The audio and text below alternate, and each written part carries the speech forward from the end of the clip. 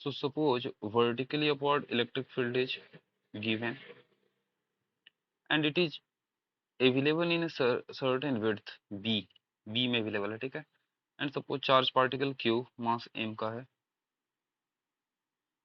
It is entering with a speed v not horizontally. Coordinate system हमारा ये है। So we have to find out equation of path, ठीक है, and deviation deflection at the end when it comes out.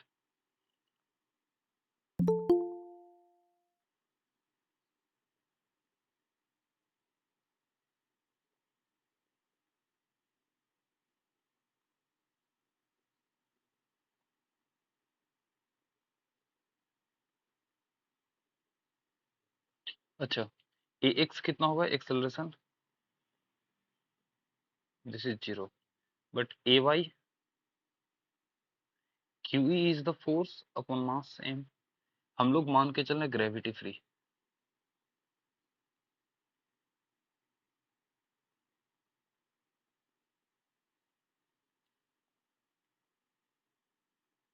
अच्छा, you x कितना है,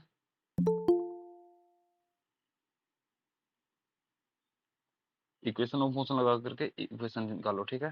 तो along horizontal की बात करो तो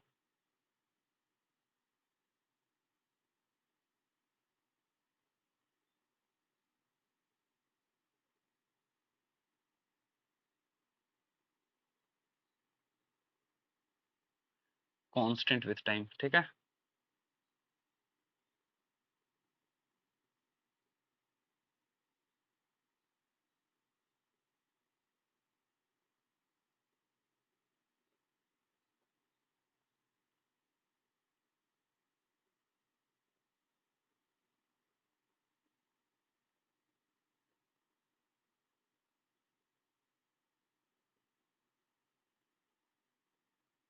यू वाई जीरो है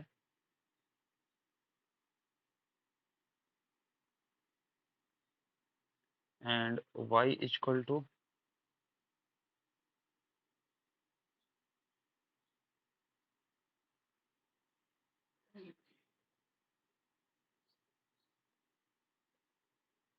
ठीक है। अच्छा, अगर इक्वेशन वन से टी को रिप्लेस कर दो तो will get the equation of path, है ना।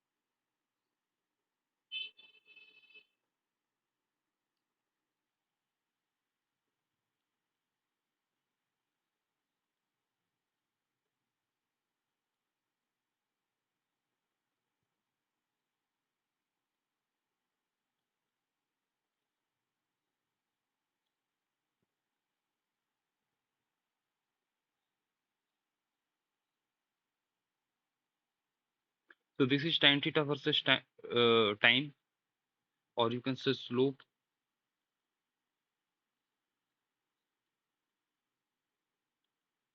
ठीक है, रहने दो। एंड विथ एक्स क्या होगा बताओ।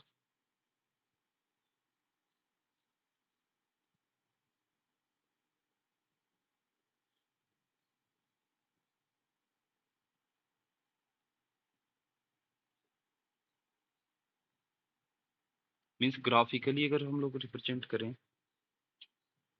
तो tan of angle of deviation क्या आएगा,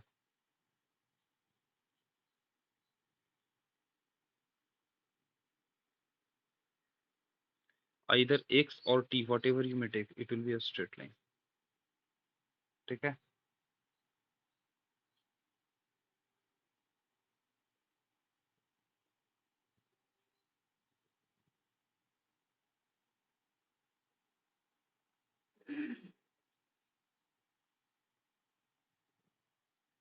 तो only condition for projectile is what? याद करो हॉरिजेंटल प्रोजेक्टाइल जो हम लोगों ने लिया था उसमें भी कुछ ऐसा ही सिचुएशन आया था।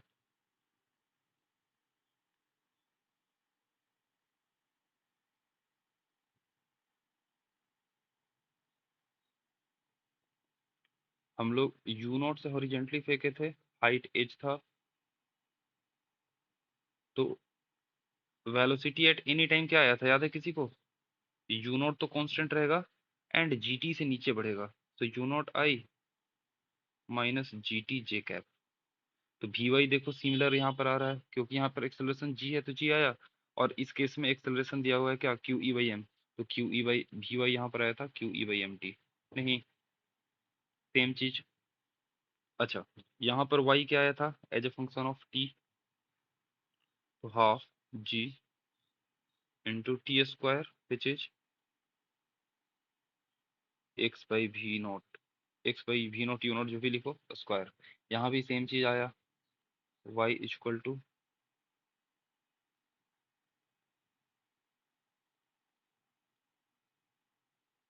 तो it's a kind of revision है ना।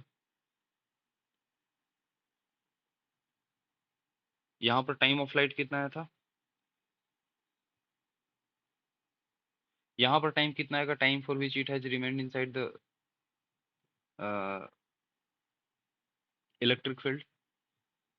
तो वेरी सिंपल, यहाँ तो हमको बी दे रखा है और वी नॉट हमें पता है, तो टाइम यहाँ से निकल जाएगा क्योंकि वहाँ पर हॉरिजेंटल में कुछ था नहीं, हॉरिजेंटल रेंज दिया नहीं था, इस चलते हमको वहाँ पर वो लेना है ना। But this is how we can calculate here. Okay,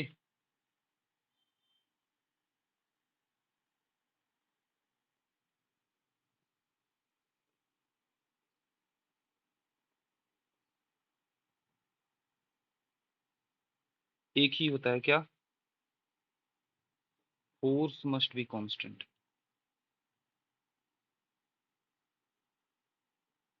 even कि यहाँ पर ग्रेविटी भी लगता है ना तो भी वो प्रोजेक्टाइल मोशन ही होता, क्योंकि एम जी भी कांस्टेंट है, क्यू भी कांस्टेंट है, ठीक है।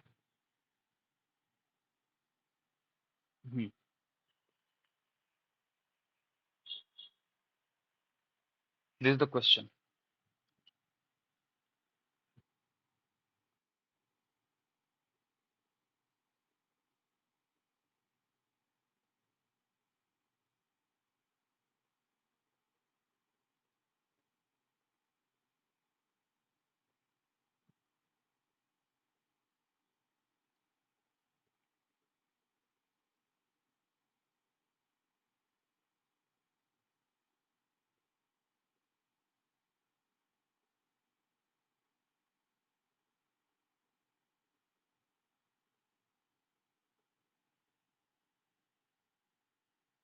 ठीक है,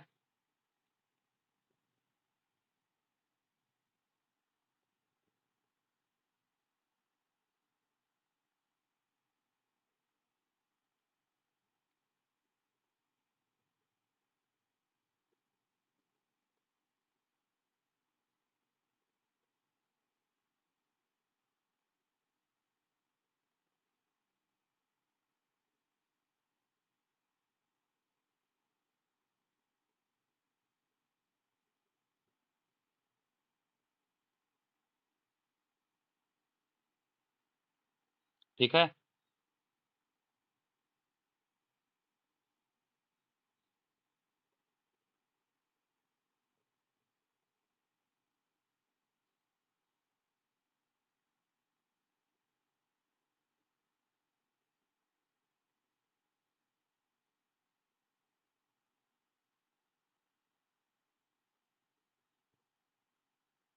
ग्राफ कैसे बनाओगे, because nowadays graph has become very prominent question.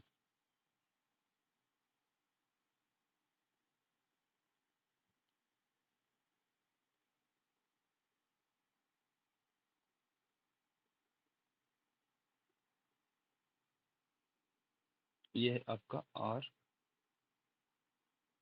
To R, three R, यहाँ से यहाँ तक जीरो, लाइक दिस, ठीक है। अब डायरेक्ट ये के Q by capital R square पर आएगा, और यहाँ से डिक्रीज करेगा।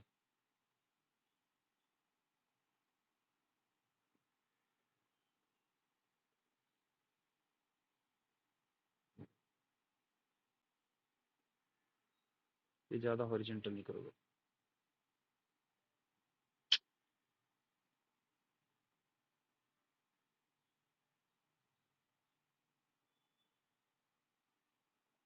फिर से जीरो हो जाएगा आपका।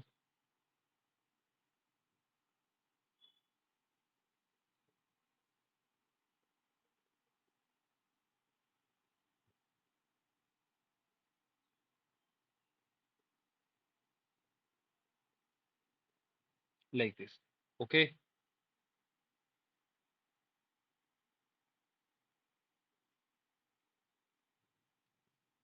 और ये कितना होगा?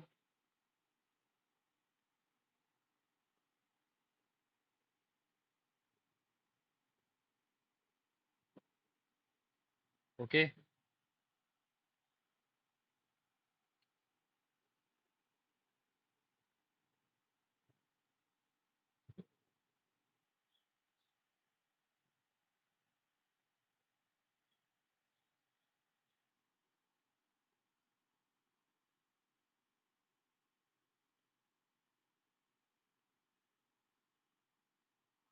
शॉर्टकट मार रहा हूँ, ध्यान देना। अच्छा, वॉल्यूम चार्ज डेंसिटी क्या? चूंकि यूनिफॉर्मली डिस्ट्रीब्यूटेड है नेगेटिव चार्ज, ध्यान देना।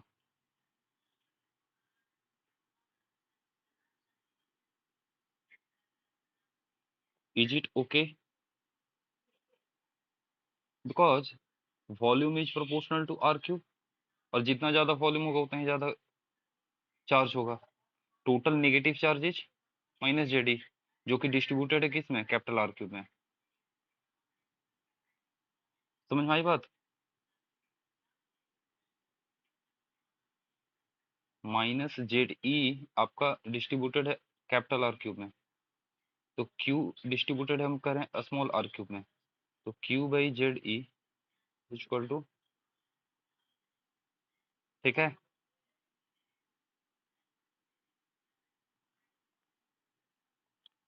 तो ये डायरेक्ट आ गया हमारा।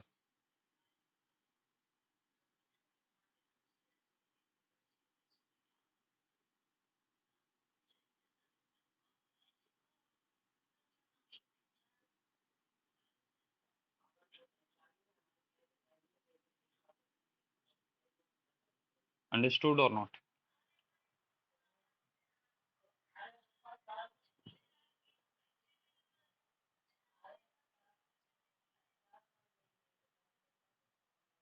हाँ।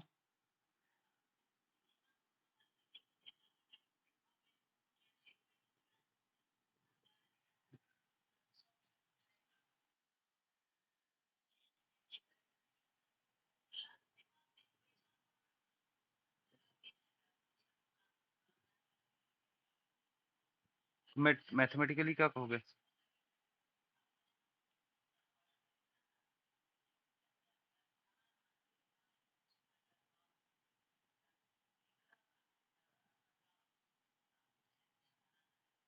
क्योंकि ध्यान दो, हम लोग माइनस साइन क्यों दे रहे हैं? क्योंकि external force will be applied against electrostatic force. अगर इलेक्ट्रोस्टैटिक फोर्स उधर है तो एक्सटर्नल उसके अगेंस्ट रहेगा, ठीक है।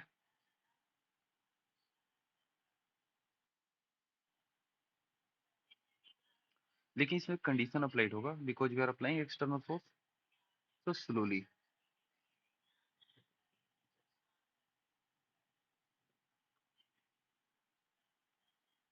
तो अगर आप इफ इलेक्ट्रोस्टैटिक डालते हो तो ठीक है, अदरवाइज वी विल राइट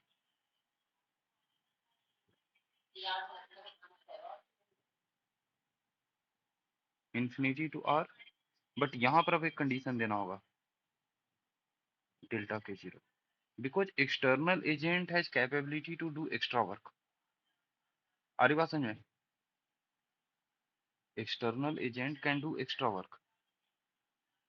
हम चाह सकते हैं, जैसे मान के चलो आप कोई पार्टिकल को अर्थ से उठा रहे हो, तो हम स्लो भी उठा सकते हैं, फास्ट भी उठा सकते हैं, बाई प्रोवाइडिंग काइनेटिक एनर्जी। नहीं, but we are only trying to move it slowly so that kinetic energy is not provided to the mass. उस केस में जो भी एनर्जी होगा that will be in the form of potential energy. But जब आप ये formula लिखते हो then there is no need to give delta के जीरो। आई बात समझ में?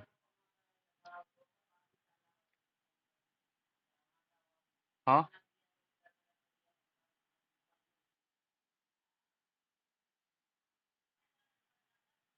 ठीक है, एग्जाम में आता ही आता है।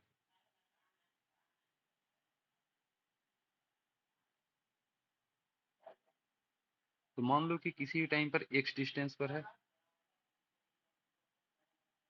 तो इस पर एफ इलेक्ट्रोस्टैटिक कितना लगेगा, and we have to move it by dx। So of course external force will be applied against it।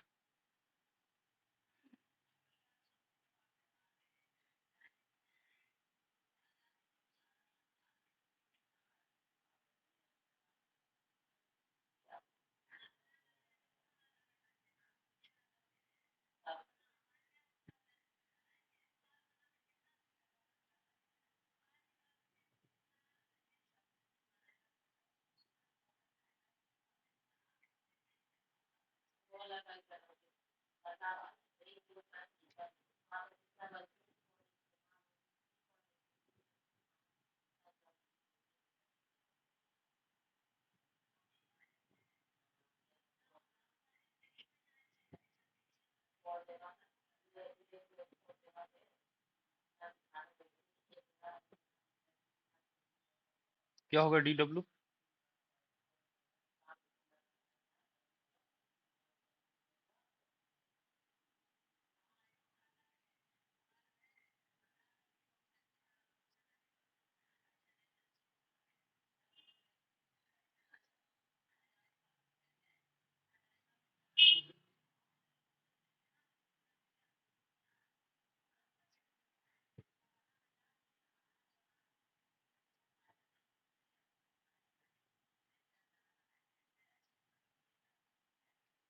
Okay,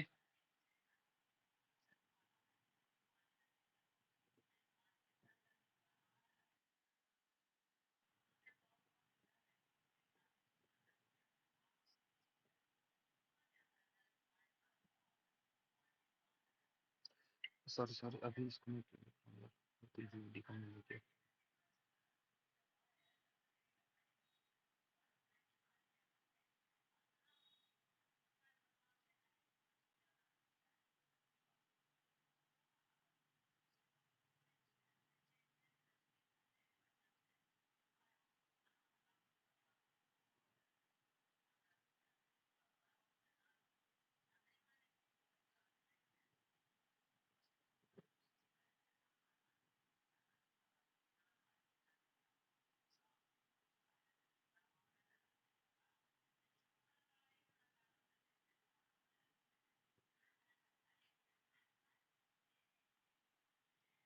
okay,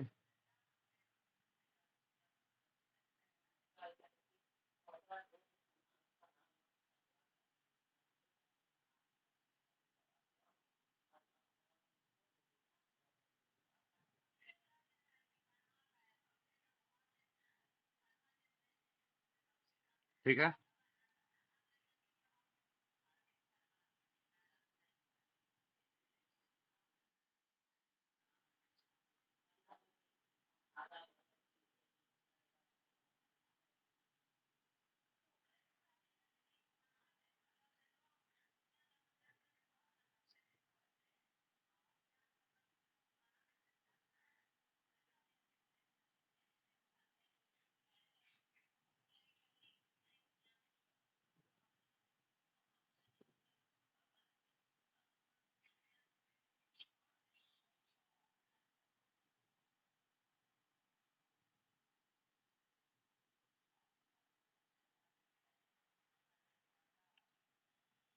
तो दिस इज द डेफिनेशन।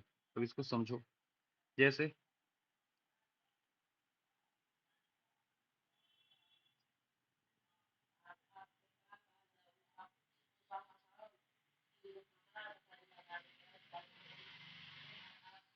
मान लो कि एक चार्ज Q है और दूसरा Q है, तो we have to bring them slowly. तो पहले हम लोग मान के चलते हैं कि सिस्टम में कोई चार्ज नहीं था, ठीक है, पहले कोई चार्ज नहीं था। तो इस पॉइंट पर हम क्यू को लेकर के कैपिटल क्यू, तो W1 कितना होगा? Zero, because there was no other charge present in the surrounding. Now आप क्यू को लेकर के आ रहे हो, तो W2 कितना हो जाएगा?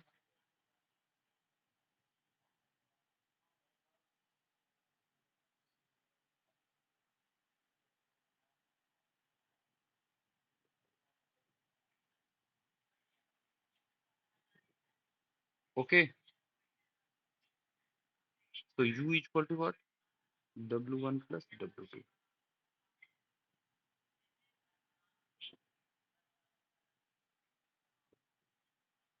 तो मान के चलो यहाँ पर मैंने पहले Q1 लेकर के आया, तो W1 कितना होगा? जीरो। इस पॉइंट पर मान के चलो Q2 लेकर के आया, तो W2 कितना हो जाएगा?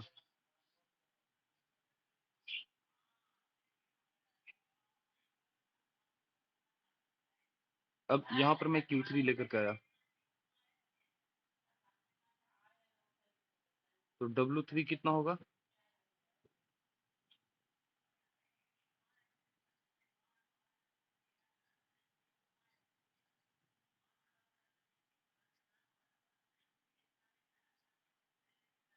ओके,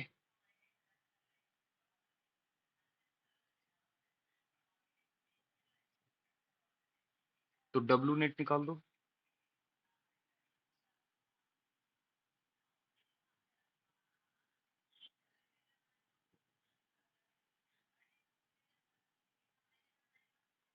ओके, अच्छा, अब देखो इसको एक और तरीके से समझो तो एक और आसान तरीका हमें आ जाएगा। क्या? ये तीन चार सिस्टम है, तो ध्यान दो एडिटिव पेयर्स कितने आ रहे हैं? तीन आ रहे हैं। एक इन दो चार्ज के लिए आया है, एक इन दोनों चार्ज के लिए आया है, और एक इन दोनों चार्ज के लिए आया है। तीन एडिटिव पेयर्स है हमारे पास। मतलब अगर n number of charge system रहा तो कोई भी दो को आप कंबाइन कर दो, select any two of the charges, that will give you the one of the pair for the potential energy. नहीं,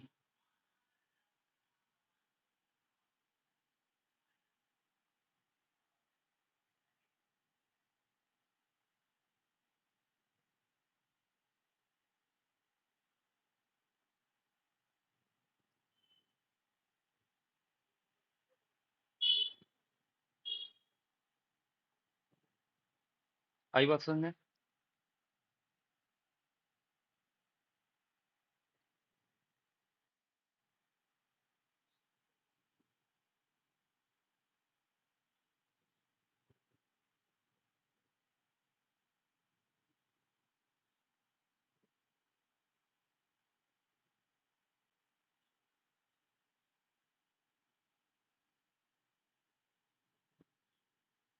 हम्म, फटाफट निकालो। तो फर्स्ट केस में ध्यान दो, नंबर ऑफ एडिटिव पेयर्स कितना होगा?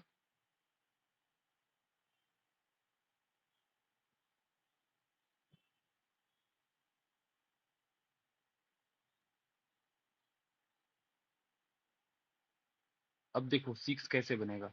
चार को तो साइड्स के लॉन्ग हो गया, दो दो चार्ज का पेयर, और दो को डायगोनल्स, बस।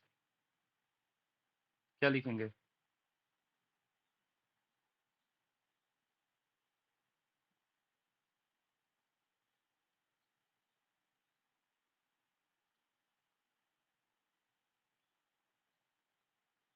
ओके,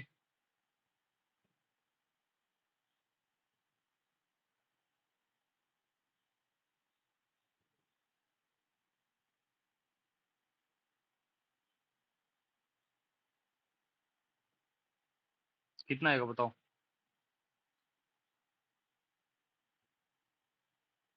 6 × 25 = 15, जिसमें 6 तो साइड्स हो गए, 6 ये हो गया, फिर 6 डायगोनल्स हो गए, 1 2 3 4 5, 6, 12 टोटल हो गया। और 13, 14, 15 लॉन्गेस्ट डायगोनल तो हो गया। समझ में आ रहा है सबको?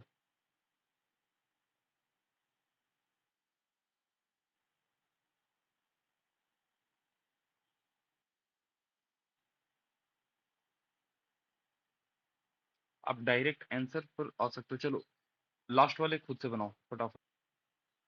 28 में से 12 तो हमारा आ गया एजेज, 12 एजेज आर देयर। और ध्यान देना एजेज पर अपोजिट पेयर के चार्ज हैं।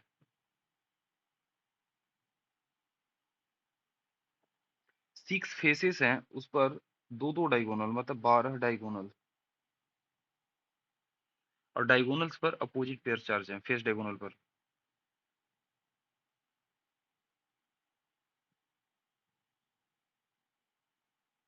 24 हो गया and 4 our body diagonals. Body diagonal पर भी ध्यान देना, यहाँ से यहाँ देखो अपोजिट पेयर्स हैं, तो साइन नेगेटिव होगा।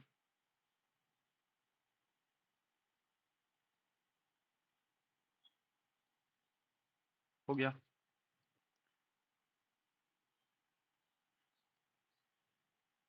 एक छोटा सा क्वेश्चन लो,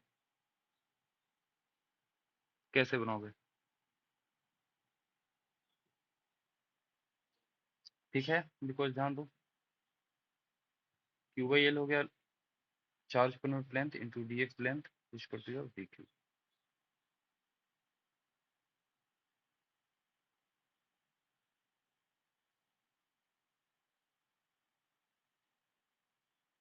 कहाँ से कहाँ तक?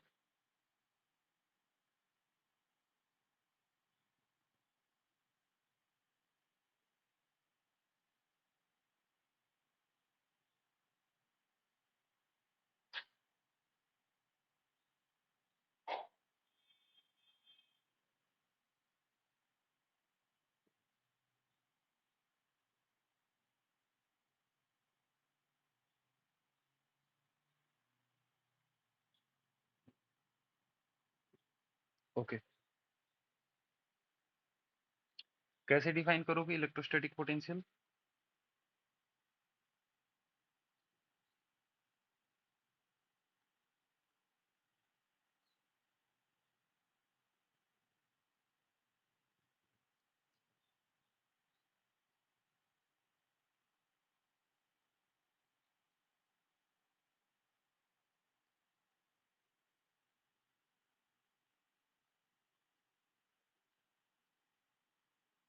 तो पर यूनिट चार्ज भी इसको हम लोग कह सकते हैं, है ना?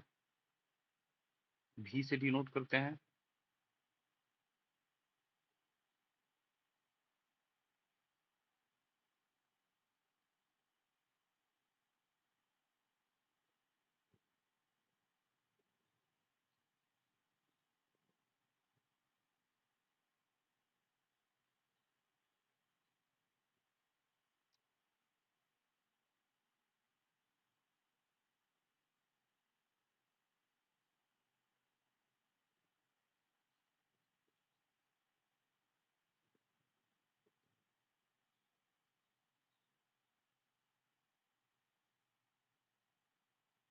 इसी चलते इलेक्ट्रिक फील्ड की एक और यूनिट होती है वोल्ट पर मीटर।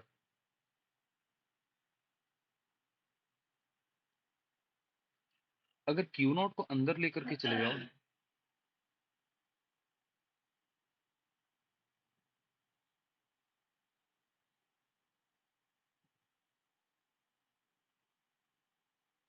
लिख सकते हैं।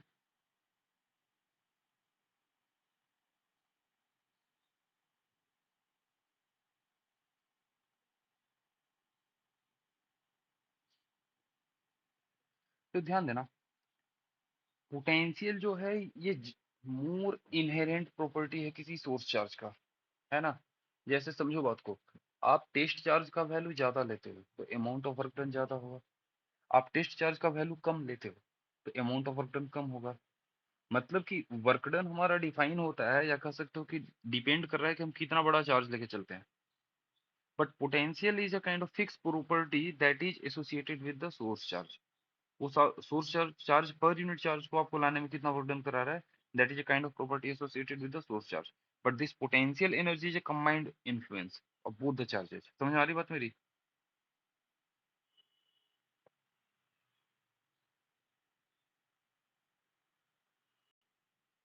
Reverse of differentiation is, sorry, reverse of integration is,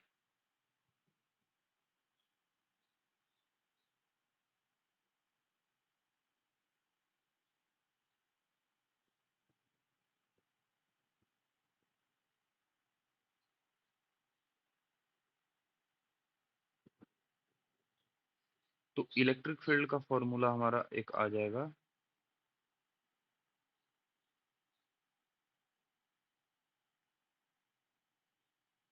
okay. और इसी को आप अगर जो स्ट्रेच वे में लिखोगे तो ये आ जाएगा E equal to minus del V by del x i cap.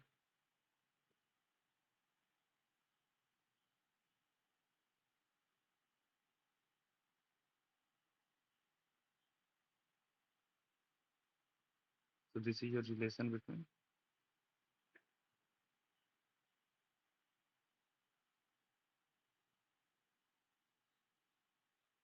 Sorry, V पर एरो नहीं होगा।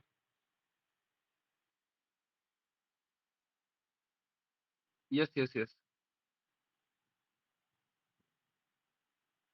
इसको लिख सकते हैं माइनस, हाँ सर, मैं कॉमनली सबको ये भी कर सकते हैं, है ना?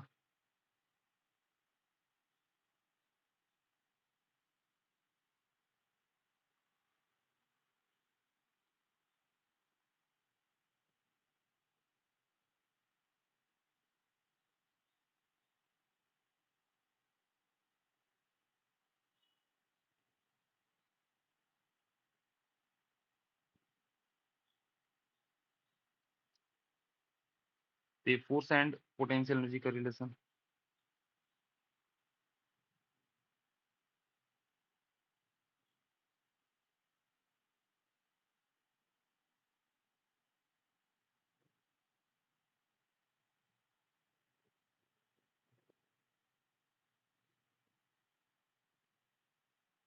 हालांकि ये ग्रेविटेशन में भी एप्लीकेबल है, वी ऑलरेडी हैव स्टडीड, क्योंकि ये डेरिवेशन ऑलरेडी हम लोग एग्जैक्टली सेम कर चुके हैं इलेक्ट्रोस्टैटिक पोटेंशियल एनर्जी में, ठीक है? तो मैं जस्ट स्टेप खा जाऊंगा यहाँ पर, ठीक है? फिर से काम वही करना है, एक्स है, dx फिर से मूव करेंगे, बस लास्ट में जा करके आपको एक काम करना है, क्या? क्यू नॉट से डिवाइड करना है।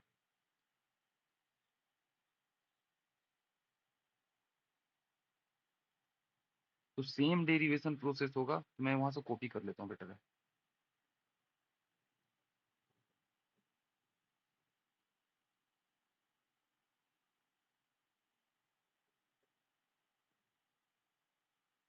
आप प्रॉपर तरीके से कर कर यहाँ तक आओगे,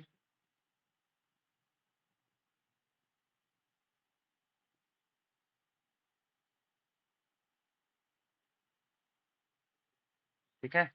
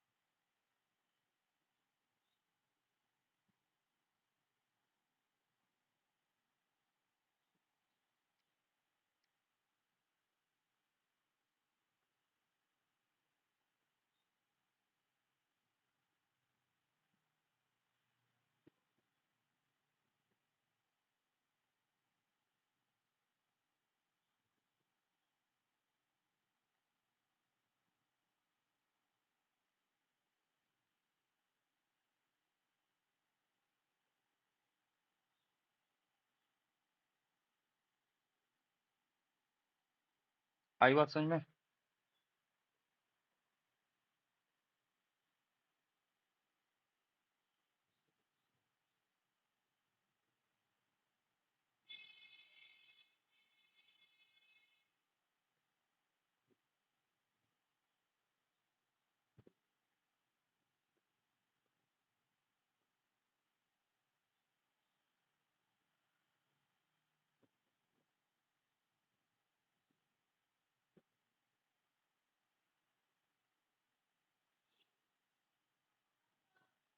आई बात समझ में? सॉरी, अब क्यों नॉट से क्यों डिवाइड करना है?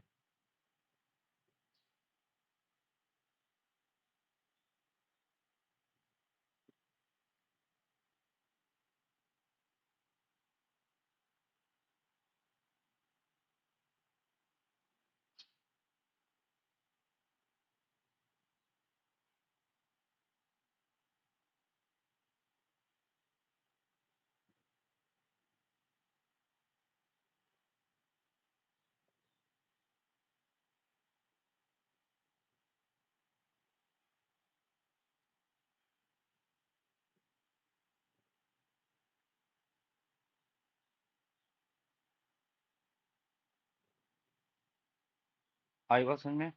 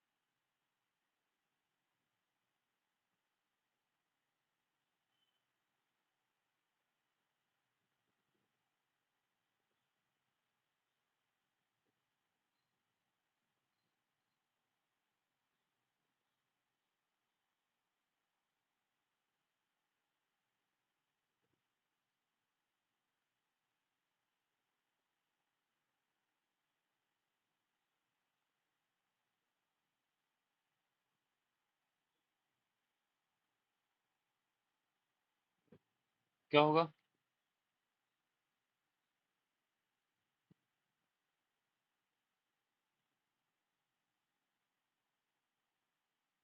UF is the final potential energy of the configuration, UA is the initial potential energy of the configuration. आई बात? ठीक है। अब सेम सिचुएशन दे रहा है, and now it is saying that the same charge Q is uniformly distributed, same point है हमारा, यहाँ पर E कितना होगा if it is a conductor. तो ध्यान देना, दोनों केस में इलेक्ट्रिक फील्ड की वैल्यू सेम होगी। Of course we are considering that the charges are distributed over the surface, they will cause surface charge distribution, ठीक है। तो अगर सरफेस चार्ज डिस्ट्रीब्यूशन होता है तो यहाँ पर इलेक्ट्रिक फील्ड कितना आएगा? आप कह सकते हो कि सिग्मा बाई टू दोनों सरफेस पर डिस्ट्रीब्यूट हो जाएगा। इसमें सिग्मा था, तो इलेक्ट्रिक फील्ड की वैल्यू सेम होगी। आई बात समझ में?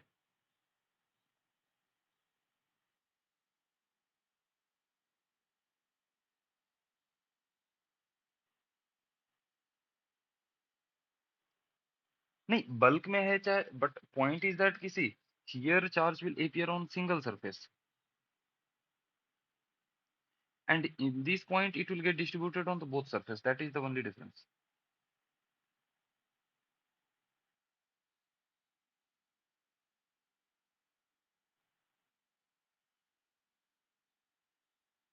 नहीं तो उसका कंसेप्ट, हाँ हाँ समझो बात को, एक्चुअली हम लोग कैसे उसको जस्टिफाई करते हैं, यहाँ पर समझो बात को। सिग्मा बाई टू यहाँ है, सिग्मा बाई टू यहाँ है, तो ऐसा नहीं कि पास नहीं कर रहा है, इसके कारण इलेक्ट्रिक फील्ड इधर हुआ, इधर हुआ, इसके कारण इधर हुआ, इधर हुआ, ये कैंसल आउट कर दिया आपस में। लेकिन आप इसको अगर एक्सटेंड करो तो इधर है, मतलब कि इसके कारण यहाँ पर है। आई बात समझ में? तो therefore electric field will be same, यहाँ पर भी होगा आपका ई की वैल्यू 10 वोल्ट पर मीटर बन गई। ठीक है।